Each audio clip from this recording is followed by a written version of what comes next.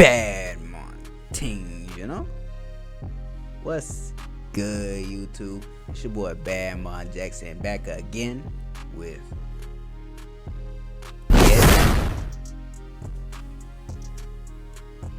another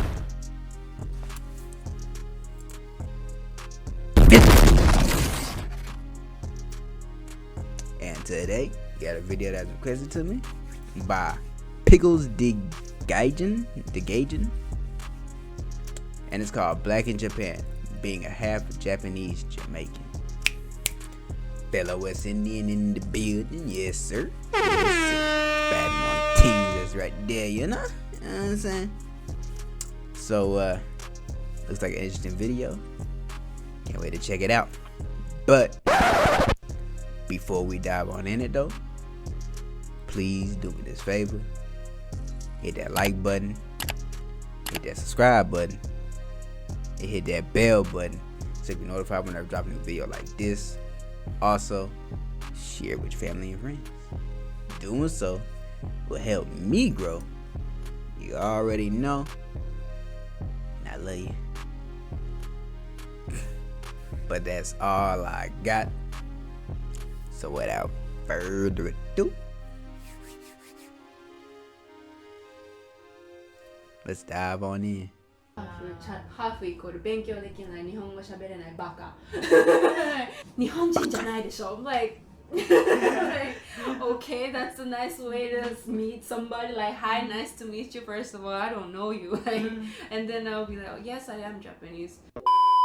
Hi, I'm Sango. I'm 24 years old. So are they both sisters? Currently living and working in Japan. She's 24? It's my 10th, 11th year. Yeah, she's now. older than me. Before that, I was in Jamaica. We're both Japanese Jamaican. Introduce yourself. Okay. I'm Shinju. I'm 18 years old.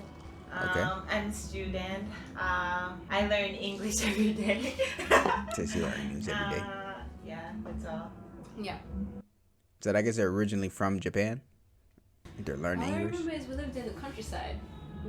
Only bush, trees, Yeah. and rivers and oceans. I remember when we go to a big river and jumped in the... Yeah, in the river? Yeah, bro, I love jumping in the rivers. We live near a river, that's all. We live there, bro. So I nice. used to go to high school in Kingston as well, and I left there. She does have... back to Japan. I was born in Japan. She was born in Japan, but in she still has some Jamaica. of that Jamaican accent, though. St. Anne's. You were born in St. Anne's. I don't remember that. As you can tell, it's definitely mixed. Okay. Like, it's like...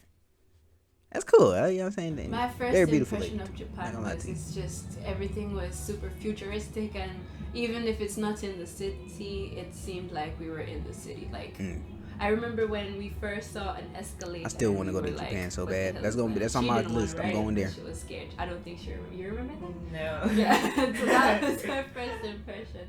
And not just But, Tokyo. yeah. I mean like She was a different type baby. You were a baby. of cities and islands.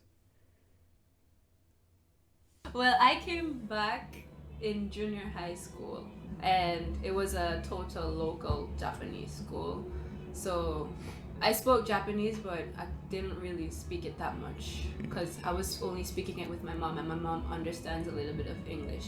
So we never really talk in Japanese, but I could understand it. But you could totally tell that the vibes of the school is totally different because there's their trend that's going on, and you know that at that time they had some words that was trending, and every year there's a trend word in Japan, and it's really stupid sometimes. But So they had trending yeah, words. there was I guess that kind of makes trending words here. my schoolwork went really bad because you know I was studying in an all English environment, and then all of a sudden it's It's all Japanese. Kanji, Yeah, that's crazy. That'd be a big shift. katakana, hiragana. I could read, but I couldn't read kanji, so I was always left behind in school. I mean, Yeah. elementary school.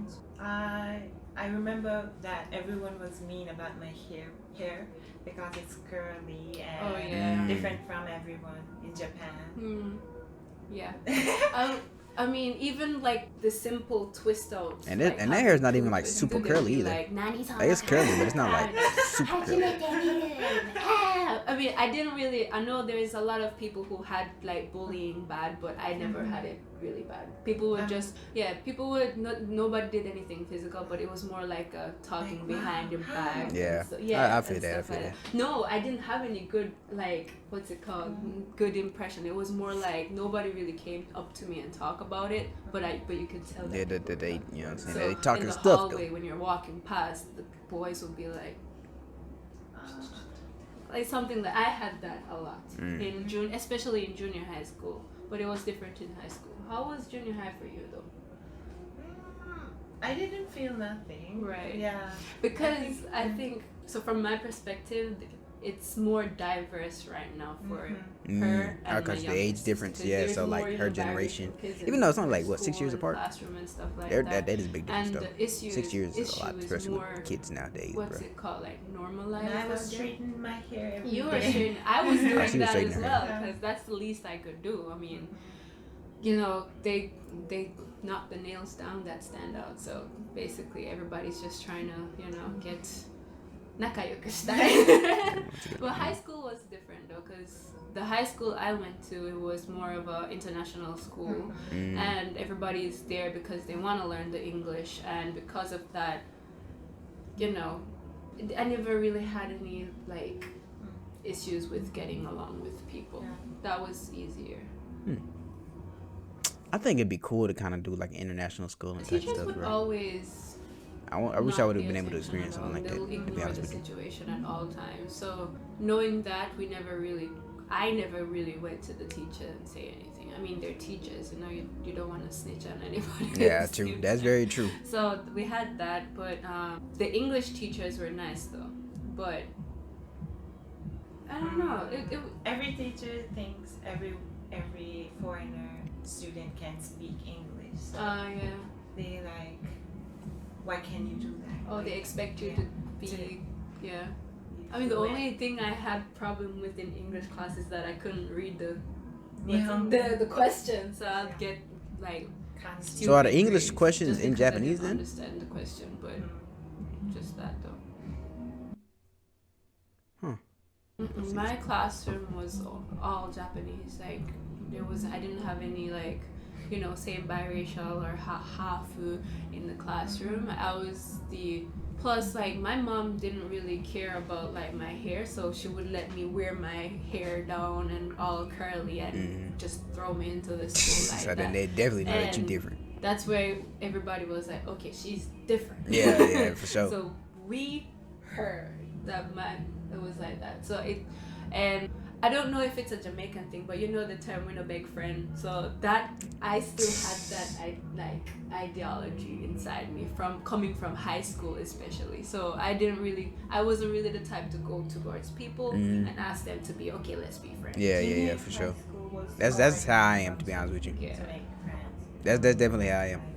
But then again, I'm also more introvert, so that's probably why. Everyone is from different elementary school. Right. Wait, I want to know, like, how was elementary school? You talked about elementary school. You went to elementary school. Oh, wait, did I? Oh, so she didn't go to elementary school in Japan? Or For me personally, I don't feel at home anywhere because you'll always be an outsider as a biracial person, I think. Because, you know, you're either pulled to the one side or pushed out of one side. Because even in Jamaica, like, I wasn't really, I was the, what's it called, like Miss Chin. I was the Miss Chin of the classroom. And, you know, that alone kind of set up like a little boundary, like not really, but I would say it's more difficult in Japan though, because I don't know how to explain it, but. I don't remember when I kind of wanted to see her explain it. Well, dang. Jamaican school, so I don't know the difference. Like no, I would say no. I don't feel as sensitive as I felt before because now I know, you know. So I studied sociology in college, and I focused more on biracial, right? And like listening to all kinds of like experience and stuff like that, I would say that okay, now I know all these things, and because I studied my side and how other people like see biracial people, it's like, okay, it's either genuinely curious or they just don't want, they don't really care. Like it's either of those. But now it's like, okay, I'm me. I don't care if anybody's like half or Japanese or Jamaican. But when you're young, people are like, okay, Jamaica to Nihonjin dochi nano, or like which one do you feel stronger to, and stuff like that, when in reality you're like both of them. Yeah, you don't have to choose. They both in you. They both in your blood. You know, they coursing through your veins, right? I feel like that because I spent some time in Jamaica and I spent some time in Japan, both of them. So yeah, so which one do you like more? That's funny. And she ain't answer the question though. Come on, I want to know. But okay, I would say my best experience is because of my cultural background. I attract people who are genuinely curious and wants to be friends with me, not like under bad intention. And also like because of my, how would I say, because of who I am. Like even within Japan, where you know they say that everybody is the same and blah blah blah.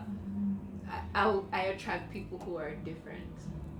I would say that's my best experience. That makes sense. That makes sense. Like it's an ongoing thing. It's not really like a moment or stuff like that. Different people, you gonna know they're different. Also, so it's like I also you're gonna be drawn to other different people because you know who else I like gonna when be people understanding about like it. my Jamaican cultural side as well. So when it comes to the food and stuff like that, you know, people come together and be like, okay, the food is good, and they're genuinely curious and wants to hear more about Jamaican culture and stuff like that. So I like that part as well.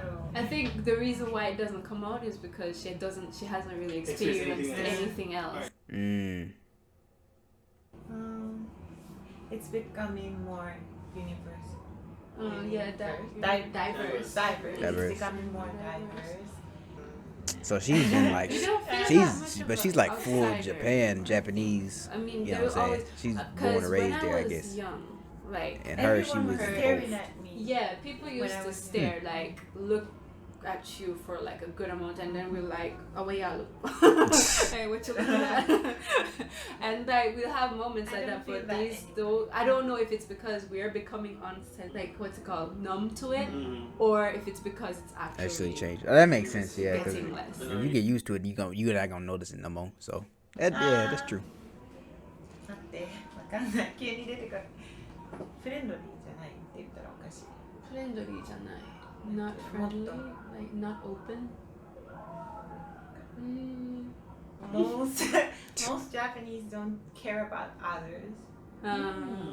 Like if they see someone injured or hurt, struggling. Yeah, they like.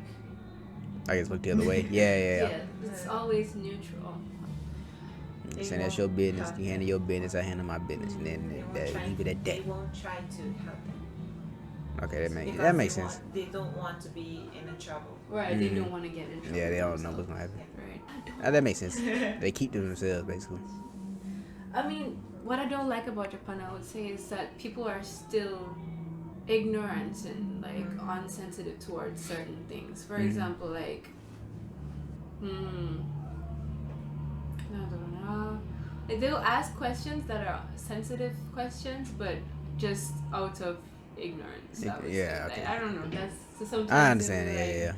Like when I used to work at Starbucks, you know, people up front be like, "Nihonjin janai desho." I'm like, okay, that's a nice way to meet somebody. Like, hi, nice to meet you. First of all, I don't know you. Like, and then I'll be like, oh, yes, I am Japanese. And then, 違うでしょみたいな。日本人に見えない。Like, but I am. でもどっかから来てるでしょみたいな。And then I'll be like, okay, I'm gonna stop playing with you. Yes, I'm Japanese, Jamaican. You got a problem with that? And hold a half. I'm like, no, like, mind your damn business. But that's like, that's what, like, you know, there are people who are trying to show that they care, and people who are be like, okay, I don't want to offend anybody, so I'm gonna just mind my business. I don't know, But what I don't do I not like about Japan? I don't know. I feel pretty comfortable at the moment. You would change about you. Too many rules. Nobody can have fun. Not nobody can have fun, but like I feel like there's just too much rules. Too much, Everyone have to go to university to get into a job. That's true. That's true. So it's very structured over there, basically. Oh, the stereotypes that Hafu people are chalai. I hate that. Chalai image. なんかハーフイコール勉強できない、日本語喋れないバカ。Those kind of stereotypes, I'm like, no. Yeah, nah, no. that's Like, that's out of there. People still have that, even in the corporate world. Like they will literally, like being a woman itself is like super attracting, like condescending attitudes, but looking different than. So this is totally work now. Like for example, if me and my friend who I've been with since college, and she looks Japanese, and if we both go to the meeting and we're talking the same thing, they will focus on her and not even look at me. Like it's that little, you know. If it was me alone, they'll focus on me and stuff like that. But then it's like, stereotypically, maybe she doesn't understand. They'll feel like she's experience and stuff okay. Like that. I can understand that. I wish that. I mean, it's kind of the same thing here, honestly, with white and black people, or white people and in most of the races. Category of a they'll mainly pay attention to the white person more in the corporate setting. Every Hafu is different. Typically, we're getting better at it. We're getting more diverse, but it's still kind of like that. Every person, places, exactly. That's the point, and they don't see that. So that's what I wish I could change. Cause that reminds me of like one story. It was a college fair, right? We walk up to the booth. It was a booth for Yale.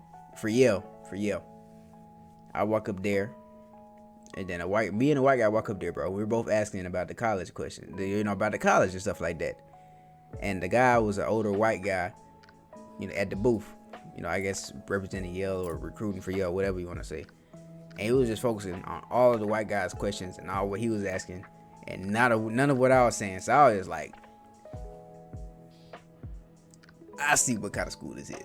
I was straight on that. You know what I'm saying? Because you always hear about Yale, Harvard, stuff like that. And you know what I'm saying? I was in National Honor Society. You know what I'm saying? If I really wanted to work my way and get my way into the schools, I really could have. But the way that the culture was kind of set up, that they was like portraying themselves as with the recruiters and all that stuff, I was like, why'd I even want to go there? If this is what you displaying here when you trying to recruit. And the white guy was telling him his ACT score and GPA, and I'm like, bro, mine's stuff is better than his. And you're not even asking me no, you know what I'm saying? I'm out here trying to be curious too. And didn't pay me no mind. And I was like, I bet. So I just walked away. I'm straight on that. Why would I want to go to that school? And ever since then, I was like, you know what I'm saying?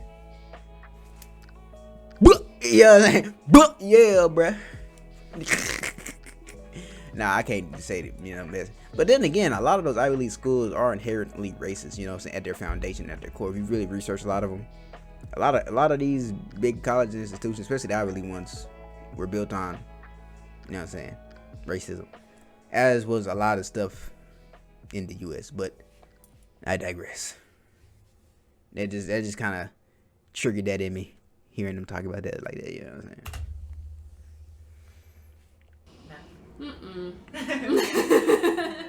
Why? There's just too much out there to see, and Japan is always Japan. Like whether I was living, it doesn't, like, I don't know, it doesn't matter if I'm living in Japan. I just don't see myself being in one place for the rest of my life. I can understand that.